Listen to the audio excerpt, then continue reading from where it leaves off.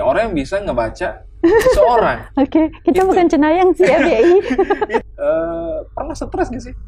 Ojol Podcast on the location. Halo teman-teman semuanya, apa kabar? Selamat datang di kita nih Bijom Bincang aja ya, sekalian aja. Nanti dah teman-teman yang kasih nama apa. Hari ini kan kita dari kemarin sih kayaknya Mbak ya, kita pelatihan buat teman-teman regenerasi LSD, konseling. Iya. Dan baru hari ini selesai Mbak Irma. Iya. Oh by the way, nama panjangnya siapa? Saya nama lengkapnya Irma Satika Putri, biasa dipanggilnya Irma. Mbak Irma ya. Iya. Nggak apa-apa saya panggil Mbak ya. Nggak apa-apa. Karena kita sepantaran. Alhamdulillah ya, terlihat sepantaran. Ya beda dikit doang sih Mbak. Itu Oke. beda 2 tahun sih kayaknya. Oh iya. Cuma gitu. muka saya emang agak bodoh.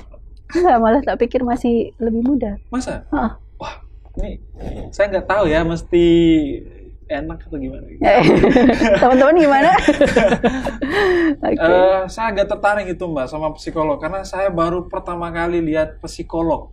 Baru pertama kali. Oke.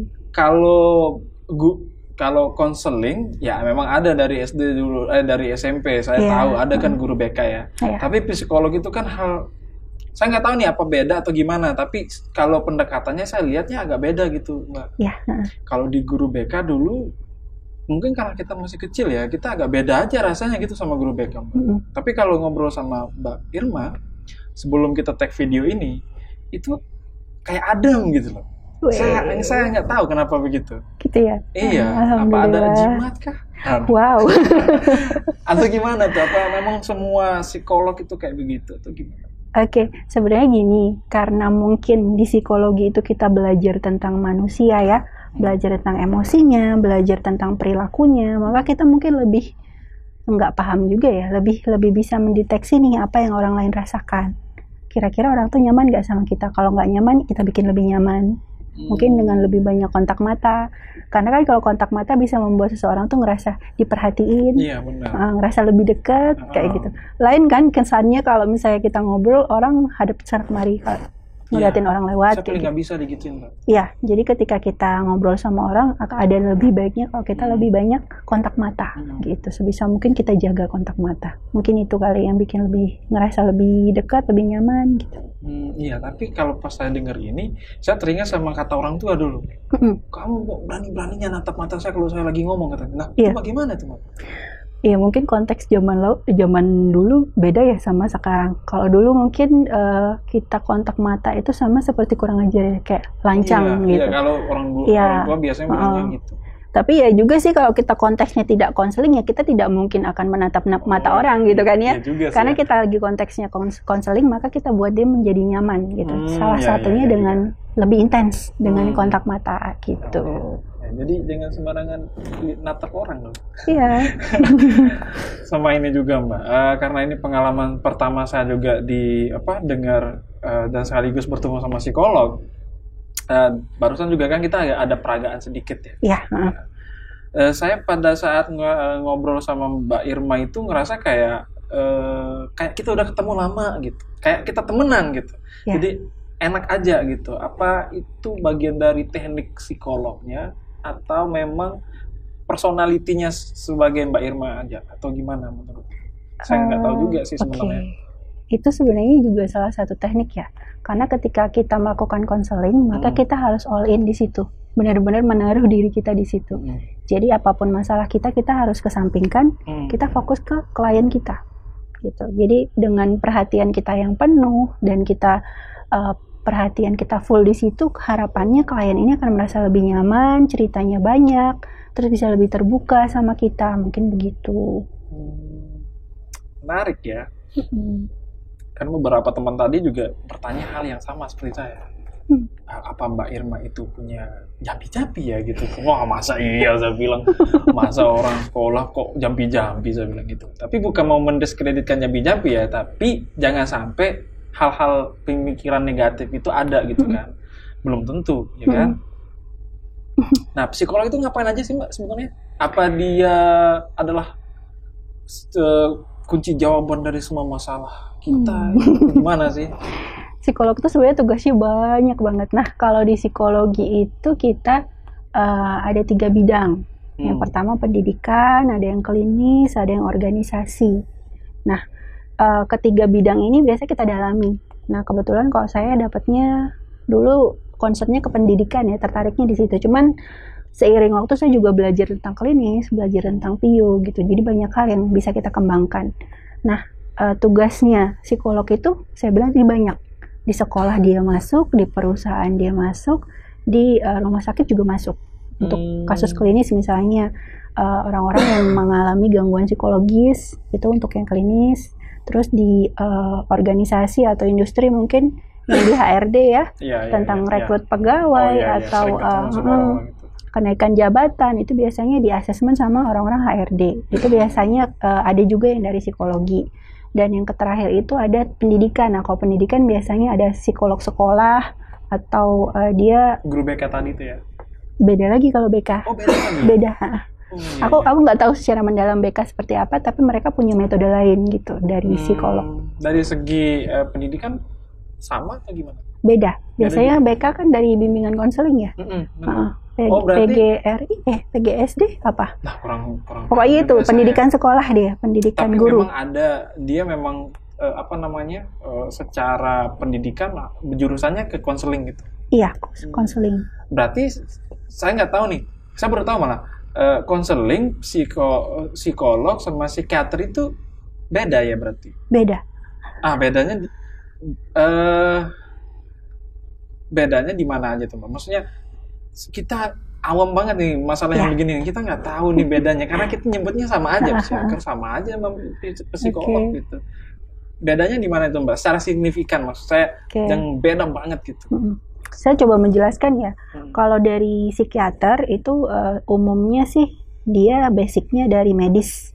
Biasanya sekolahnya kedokteran. Jadi outputnya biasanya mereka kalau menangani klien ada resep yang diberikan. Berarti gelarnya dokter. Dokter, psikiater. Oh. Dia ada untuk masalah kejiwaan gitu. Itu psikiater. Berarti RSJ misalnya di situ. Ya, bisa. Di rumah sakit umum juga ada psikiater. Gitu. Mereka juga bisa melakukan konseling gitu. Terus yang kedua, psikolog. Kalau kita biasanya karena kita belajarnya ilmu tentang perilaku manusia, maka ya kita dalam melakukan konseling itu adalah perubahan perilaku yang dikejar. Perubahan perilakunya gimana? Dikasih terapi. Misalnya muncul gangguan apa, kita kasih terapi supaya dia bisa lebih baik kondisinya gitu. Terus? Kalau yang konselor itu biasanya dari bimbingan konseling, mereka saya nggak tahu metodenya, tapi yang jelas mereka melakukan konseling kayak gitu. Tapi tidak melakukan asesmen kalau nggak salah. Dia tidak ada tes yang bisa dilakukan. Kalau psikolog biasanya bisa ngasih tes. Oh, ada analisanya, analisis dalam bentuk tes gitu ya? Iya, misalnya kalau konseling, ternyata di tengah-tengah konseling itu kita membutuhkan asesmen, kita bisa ngasih tes, gitu, untuk tahu kepribadiannya misalnya, cara pengambilan keputusannya, atau tipe kepribadiannya, kita bisa cari tahu di situ. Oh, berarti itu jenis-jenisnya ya? Memungkinkan nggak, misalnya kalau psikiater ini ngambil ranah psikolog atau psikolog ngambil ranah psikiater gitu, atau bimbingan konseling atau gimana gitu, bisa nggak kayak begitu? Kalau untuk konselingnya mungkin semua orang bisa melakukan itu ya, dari psikolog, konselor, dan psikiater. Mungkin ketiganya bisa melakukan konseling, tetapi yang membedakannya adalah teknik yang di dalamnya. Tekniknya lalu penanganannya seperti apa, itu pasti berbeda. Iya ya, karena psikiater kan lebih ke jiwa ya. Iya. Tiba-tiba orang yang nggak gangguan jiwa di psikiater. Kita tuh saling mendukung loh. Kalaupun misalnya ada yang datang ke psikolog nih ya, terus ternyata dia mengalami gangguan kejiwaan tertentu gitu yang tidak bisa kami handle, kami akan refer dia ke psikiater. Jadi dia bisa dapat bantuan medis sehingga dia bisa berfungsi lebih maksimal kehidupan sehari-hari. Oh begitu bedanya, baru tahu sekarang saya, Mbak. Sebenarnya ada Google sih, tapi karena mumpung ada orangnya langsung gitu kan, jadi kayaknya lebih valid deh kalau sama orangnya gitu kan. Di Google kan banyak yang dark banget gitu. Banyak yang dark system gitu kan di situ. Sebenarnya banyak banget yang mau saya tanyain nih Mbak, tentang psikolog. Lagi-lagi karena saya penasaran gitu sama hal ini gitu. Kok bisa ada? Dulu kan nggak ada Mbak ya. Ya, Dulu dulu banget nggak ada, cuman masuk ke Indonesianya bahkan sampai hari ini pun kita tuh masih tabu, teman-teman. Jadi orang yang menggunakan layanan kita itu banyak yang takut dianggap tidak waras, takut dianggap Iya, gila, bener. takut dianggap tidak normal. Jadi kadang Iya. orang ke psikolog tuh masih kayak aib gitu. Bener. Sampai hari ini masih. Saya punya kenalan Mbak yang sama keluarganya lah gitu ya, dibawa ke Psikiater. ya psikiater, nggak tahu sih psikolog atau psikiater, saya nggak tahu Ya. kemana dibawa. Dari situ banyak orang-orang yang ngejudge dia, dia sih udah hilang katanya, udah lost. Oke, ampun, Iya, kasihan. jadi tapi kalau sama saya ngomong biasa aja Mbak, nggak ada yang aneh-aneh gitu. Iya, Bahkan di Rukiah Mbak. oke. Iya, bahkan di Rukiah dan ya dia ngelakuinnya karena dia juga mikirnya mungkin saya sakit itu juga gitu karena Iya. hal-hal itu juga. Bukan mau gimana-gimana ya, tapi secara medis juga harusnya ada ya penanganan secara medis, dan orang-orang juga harusnya jangan terlalu gampang ngejat orang lah gitu kan. Iya, Nggak enak kasihan kan. kasihan Iya, banget. jadi ya. orang nggak yang tadinya mau berobat akhirnya nggak mau karena ada Iya. justice kayak tadi itu. Padahal mereka sangat-sangat perlu dukungan orang Benar. lebih dekatnya. Orang terdekat, support system itu sangat penting sih. Iya, betul. Kan saya udah tadi kan teman-teman di sini banyak yang cerita kan. Iya. Iya, tadi rame di sini. Sekarang udah pada pulang.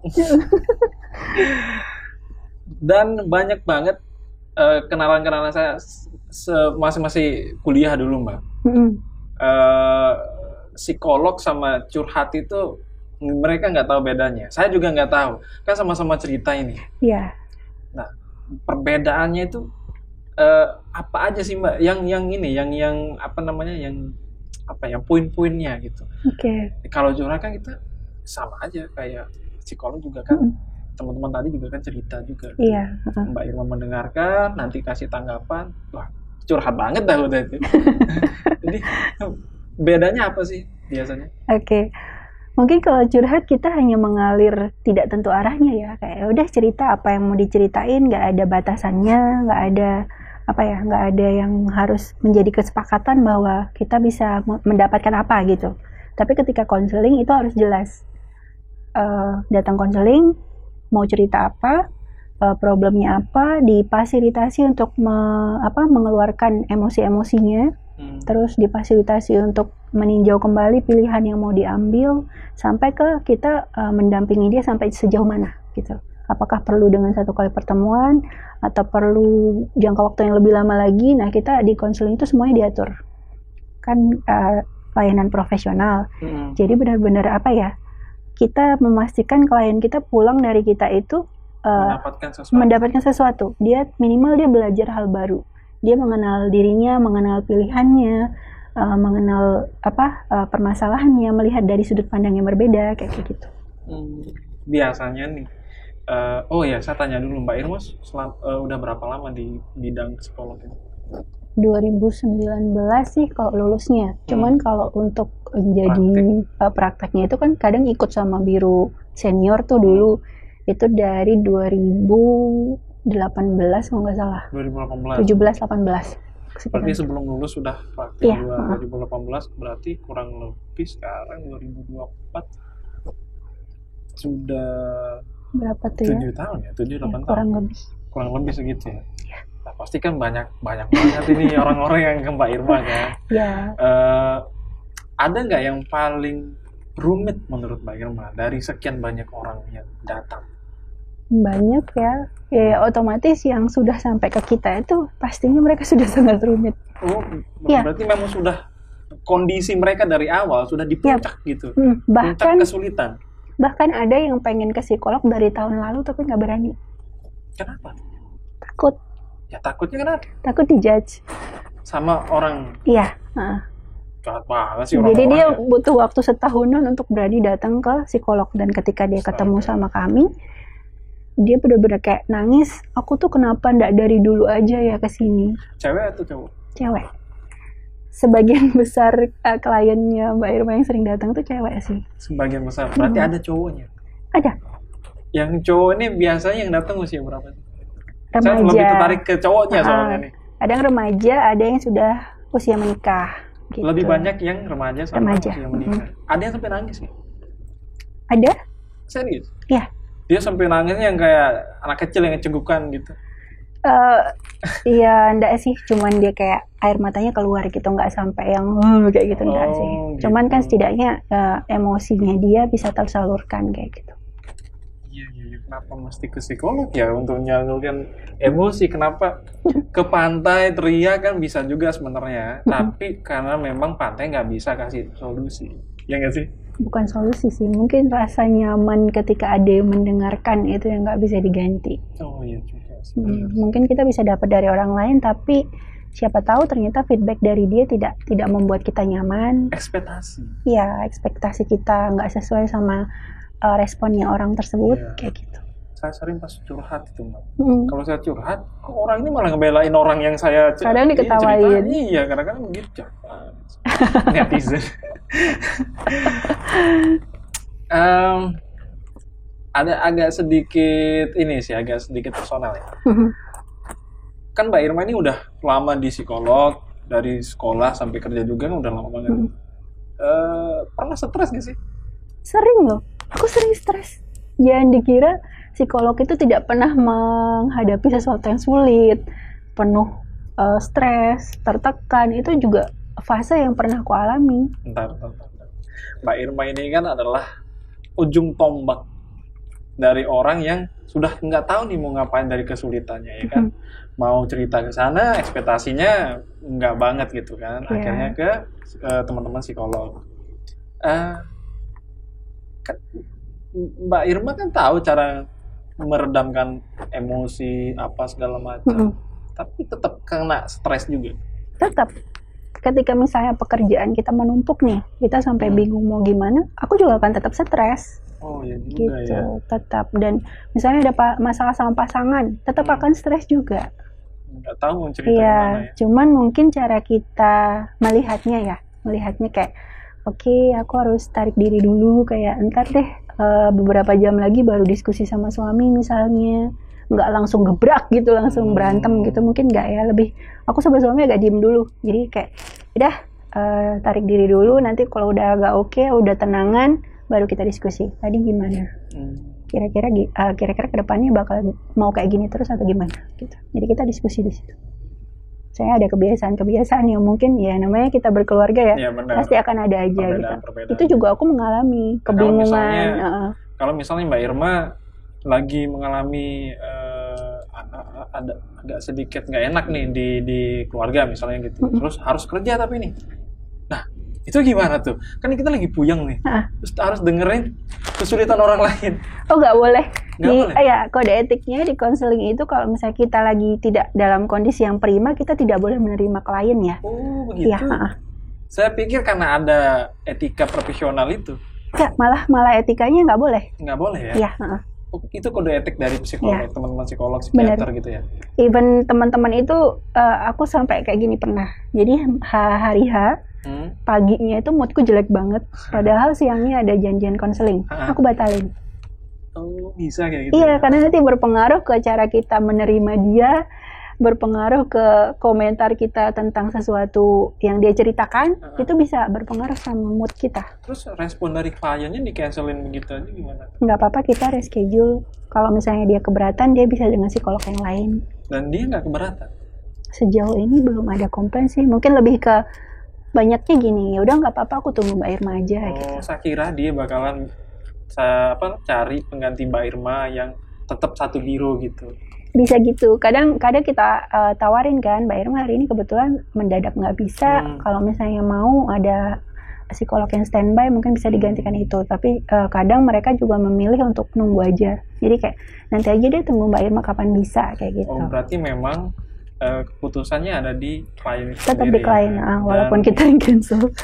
Ya juga sih ya, nggak bisa kita paksain juga. Bener, nggak maksimal nanti.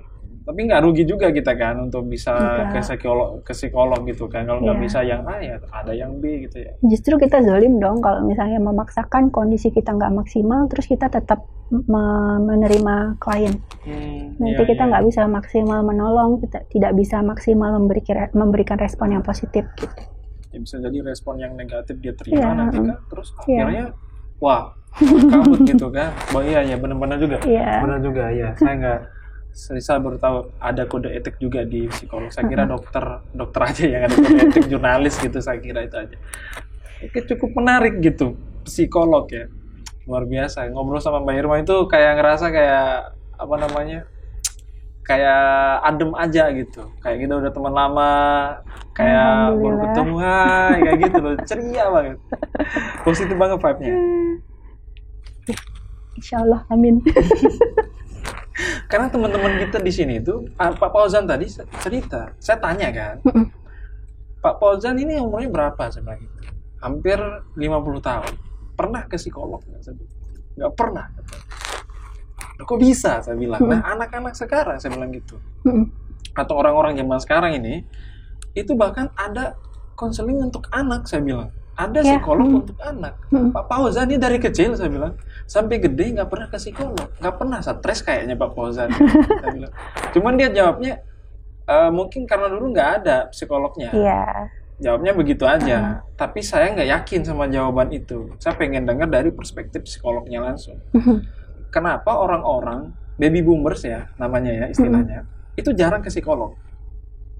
Lebih banyak yang generasi setelahnya di tahun-tahun setelahnya, kayaknya di atas 80-an, tahun 80-an gitu yang ke psikolog. Kenapa? Mungkin karena dulu informasi nggak semasif sekarang ya penyebarannya. Kayak mereka mungkin info tentang adanya psikolog itu masih sedikit, terus tenaganya pun belum tentu ada. Hanya di kota-kota besar mungkin adanya. Bahkan kita pun dulu tahun 2009 untuk nyari sekolah psikolog pun harus keluar daerah gitu. Nah, Mbak Irma? Dulu di Semarang. Di Semarang? Tahun berapa itu? Apa di sini nggak ada? 2009, nggak ada di sini. Nggak ada di Lombok? Bahkan hari ini aja kita masih memperjuangkan supaya dibuka di NTB. Sorry, bukan di Lombok, di NTB. Iya, karena kita luas banget kan, nggak cuma Lombok. Doain ya, semoga ada fakultas psikologinya. Amin, supaya nggak jauh-jauh lagi kan. Iya, betul. Teman-teman kita. Oh, berarti Mbak Irma ini kuliahnya ke luar daerah? Luar daerah. Itu sampai S1 atau selanjutnya lagi? Selanjutnya, sampai selesai. Magister ya? Baru balik ke sini untuk ngabdi di sini? Iya. Ada nggak perbedaan antara orang di luar Lombok, dapat di luar NTB, sama orang NTB? Maksudnya yang Mbak Irma temuin dalam kondisi konseling? Oke. Kalau yang pengalaman pribadiku sih ya, kalau konseling di Semarang dulu itu mereka lebih permintaannya lebih banyak yang jelas, karena tahu dia butuhnya apa. Kayak anakku tuh kondisinya begini, dia harus ke psikolog. Mereka udah bisa mengetahui itu. Kalau di sini kayaknya mereka butuh waktu yang lama dulu untuk memutuskan aku harus ke sana bawa anakku misalnya, gitu. Jadi nggak semudah itu diterima. Gitu, lebih ke penerimaan mungkin ya. Kalau di luar daerah itu kayak jasa psikolog itu gampang gitu loh, nggak terlalu di judge untuk kenapa kalau misalnya kita ke psikolog. Karena mungkin udah biasa. Iya, mungkin itu. Karena kota besar kan, kalau di luar provinsi NTB ini kan lumayan gede juga kan, masif juga di sana pemerataannya. Berarti kalau di sini memang agak sulit ya?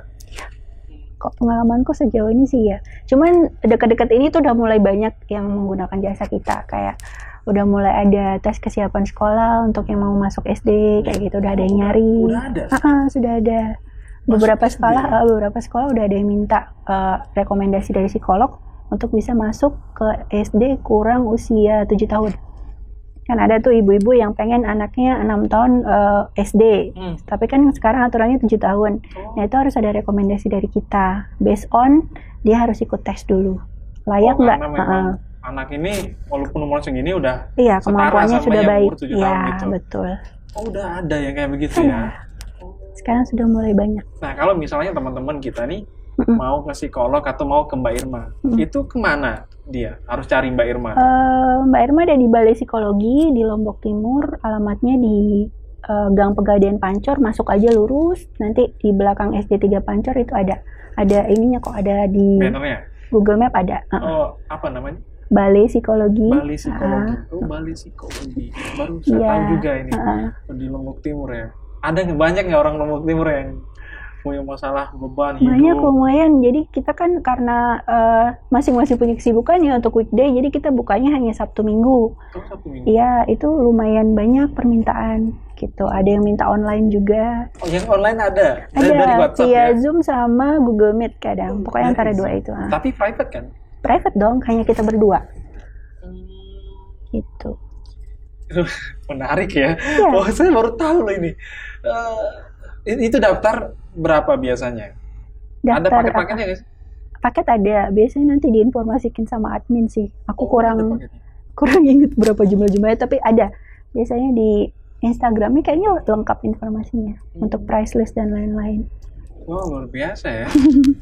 Berarti teman-teman ini kalau misalnya lagi push rank game gitu, stres sama gamenya nggak naik-naik, bisa ke Mbak Irma teman-teman. Waduh. Game mabar nanti di situ. Wow. Pakai Lancelot. Tapi Mbak Irma main game nggak sih? Enggak ya. Enggak. Jangan deh. Itu zamannya udah lewat. Jangan deh, sumpah itu enggak banget sih. Dulu sih Teman-teman pernah. saya tuh stresnya sama game loh, bukan sama yang lain, bukan sama duit, bukan sama apa, game. Game ya. Aneh banget kan? Anak-anak sekarang tuh begitu. Iya, kita nggak bisa nyalain sih masanya. Iya juga sih. Mau bilang Karena apa? kalau di luar sana kan game ini bisa dijadiin Iya. pendapatan. Betul, ada banyak lomba ya. Iya. Terus mereka dapat hadiah. Ini jadi masalah. Jadi nggak produktif malah ya. Iya, dan saya juga pernah itu ngerasain. Wah, tapi alhamdulillahnya sekarang udah lumayan tidak bermain lagi gitu ya, walaupun weekend masih juga sih. Iya, hiburan. Nah, yang terakhir nih Mbak, sebelum kita closing ya. Saya sebagai cowok nih, Mbak Irma sebagai cewek ya. Iya, benar cewek gitu. Bu ibu. Kita sebagai cowok itu kalau tahu cewek ini bisa ngebaca orang gitu kan, kita psikolog di kepala kita yang awam ini, orang yang bisa ngebaca seseorang. Oke, kita bukan cenayang sih ya, BI. Itu yang kita pikirin, Mbak. Iya, karena apa namanya, kita kan cerita, terus tiba-tiba dia punya solusi yang kita nggak pernah pikirin sama sekali. Kayak gitu, jadi wah, hebat banget gitu. Ada rasa kagum juga sama orang yang ngerti di bidang itu. Ada rasa wow, wah nggak kepikiran ya, kesana kemari kita curhat kok nggak pernah ada solusi ini, tiba-tiba ada gitu. Nah, misalnya kalau pasangan gitu ya, ada nggak rasa itu? Kayak misalnya rasa, dia kayaknya tahu saya bohong ini gitu. Oh, pernah maksudnya nggak? Pasanganku? Iya, misalnya aja. Atau sebaliknya gitu, misalnya saya psikolog, Mbak Irma yang bukan psikolog. Ada nggak rasa-rasa itu, atau pernah nggak pasangannya Mbak Irma itu ngomong kayak begitu? Atau orang lain lah, cerita orang lain. Oke. Kalau aku sama pasangan sih sebenarnya ini ya, nggak ada pakai ilmuku. Maksudnya aku nggak pernah menunjukkan kalau aku mampu menganalisa apa kayak gitu-gitu. Jadi aku coba senormal mungkin sama dia. Biasa aja iya. Gitu ya? Karena aku yang menjadi konselor dengan aku yang di rumah itu berbeda, teman-teman. Bisa kayak begitu ya? Bisa. Capek banget loh Dek, kalau misalnya harus begini terus all day ya, 24 jam. Tapi yang saya nggak habis pikir itu, kayak misalnya saya pekerjaan saya di bidangnya desain grafis. Di rumah ya saya jadi ikon biasa, saya nggak kerja gitu. Sama. Tapi Mbak Irma ini kan menangani mental seseorang. Itu untuk switch-nya bisa jadi Mbak Irma yang ibu gitu, atau yang istri, itu susah nggak sih? Enggak. Awal-awal gitu. Enggak. Karena memang ya udah, kalau pulang ke rumah berarti aku untuk keluarga gitu. Kadang kalau misalnya ngerasa nih konseling hari ini tuh full jadwalnya, misalnya pagi full sampai sore gitu ya, nanti aku akan ngasih tahu ke suami aku kayaknya nanti akan lebih banyak diem karena kan tadi udah capek ngomong misalnya ya. Jadi di gitu. rumah mungkin dia ngerti-ngerti aja, oh tadi dia habis banyak ngomong gitu. Jadi dia nggak akan banyak ngajak untuk ngobrol lagi gitu. Paling diem-diem, besoknya paling baru gimana kemarin, atau lancar nggak apa yang dikerjain kemarin gitu caranya. Paling berarti, itu aja sih. berarti pasangan Mbak Irma udah paham maksudnya. Dia paham kalau misalnya kita konseling itu kan keluar banyak banget energi ya. Kayak kita benar-benar harus kayak memberikan diri kita ke orang lain. Fokus. Kita benar-benar, misalnya dia konselingnya 1 jam, kita benar-benar fokus ke dia sama 1 jam, dan itu nggak mudah, butuh tenaga. Iya, benar Dan sih. dia paham itu sih ketika pulang kerja, biasanya dia udah paham tadi dia seharian kayak gitu. Kecuali aku bilangnya tadi nggak ngapa-ngapain, cuman ngobrol aja di kantor gitu, misalnya nggak ada aktivitas konseling gitu, baru dia banyak ngajak cerita. Tapi nggak pernah jadi masalah nggak hal yang kayak begitu? Enggak sih, kebetulan ngerti aja beliau. Pengertian memang kayaknya pasangannya. Alhamdulillah, kapan hari milihnya sabar. Jadi gitu teman-teman, kalau misalnya pasangannya lagi capek gitu ya, mohon pengertiannya, ya kan, supaya enak, adem gitu kan, Mbak Irma ya. Itu aja kita sih. Pun harus mengerti dong, kalau misalnya dia lagi kelelahan, kita juga harus tahu bahwa oh ya, nggak usah terlalu banyak diganggu gitu. Tapi yang cewek agak sulit itu Mbak, sulit Hmm. mengerti loh. Kita udah capek nih di kantor kan, kita walaupun kita duduk ya, tapi kan pikiran kita itu dari bangun itu udah mikir kita, wah harus begini. Jadi tenaga kita habis di otak Mbak. Jadi pas kita di rumah itu baru pulang Mbak, tiba-tiba ambilin air galon. Coba. Dan nggak cuma saya Mbak, maksudnya bukan cerita saya ini, tapi kebanyakan laki-laki yang punya pasangan itu kebanyakan Mbak, bukannya suaminya Mbak ya, tapi kebanyakan tuh begitu ceritanya. Teman-teman saya begitu. Iya. Dia pulang udah badan udah lemes gitu, tiba-tiba baru masuk, belum lepas tas, ambilin air galon gitu, habis. Ambil gitu. Ya terus diambil. Gimana tuh biasa kalau dimintain tolong? Diambilin karena mungkin dia juga ngerti, mungkin teman-teman ini ngerti juga mungkin pasangannya lagi sulit juga di rumah, mungkin sampai air galon belum diisi gitu kan, atau belum diambil gitu. Itu kan? Iya sih, tapi juga Mbak, aduh gila itu capek. Ya diobrolin lah. Jadi kayak apa ya, dalam rumah tangga itu jangan sekalipun tidak bicara tentang apa yang mau dilakukan. Sebisa mungkin diskusi. Dengerin, yang cewek-cewek tuh suka ngode. Harus gimana, harus jelas gitu. Karena kadang kan suami kita bukan orang yang bisa menebak apa yang kita inginkan. Jadi ya kita kasih tahu aja lah. Fair-fairan. Setuju sama. Mau makan bakso ya udah makan bakso. Nah, itu kebanyakan itu kalau misalnya kita udah di atas motor, terserah mana? Saya pengen banget bikin kafe namanya terserah Mbak. Tapi mungkin itu karena pengen ada keinginan untuk dimengerti, dipahami, dimanjakan. Biasanya gitu muncul kok di perempuan. Jadi dengan kamu memilihkan dia menu yang enak, kamu memutuskan mau ngajak dia dimakan di mana, dia berekspektasi kamu bisa memberikan perhatian itu ke dia. Gitu. Lumayan sulit juga ya. Kan cewek berperasaan, harus didekati dengan yang feeling, perasaan gitu. Halo cewek-cewek, kita juga punya perasaan. Hai, satu ini, satu tipe. Jadi itu dia teman-teman. Ini saya sematkan buat cewek-cewek dimanapun ada berada ya, mengertilah gitu. Saya nggak cuma sama-sama cewek, dong, ya, sama-sama saling mengerti sama-sama ya. aja sih. Tapi jangan pakai kode-kode itu lagi dah. Capek Mbak, beneran. Capek banget saya pakai kode-kode. Iya. Kita mau ini harus dikode, gitu. Bingung, serius. Kadang-kadang ya walaupun udah lama misalnya sama dia nih, ada hal yang kita nggak paham gitu. Kadang-kadang laki itu emang apa ya? Tapi iya sih, rumah tangga itu kan emang ini tempat belajar seumur hidup. Bener, memang bener. Tapi kadang-kadang kita ada jengkelnya. Ya? Iya bener. Gak apa-apa, itu micinnya. Kita udah bilangin berkali-kali jangan gituin kita gak paham. Digituin lagi. Tapi ya kata Mbak Irma tadi, belajar seumur hidup. Iya. Ya, begitulah. Oke, see you next time. Terima kasih. Oke, makasih dah. Makasih banyak.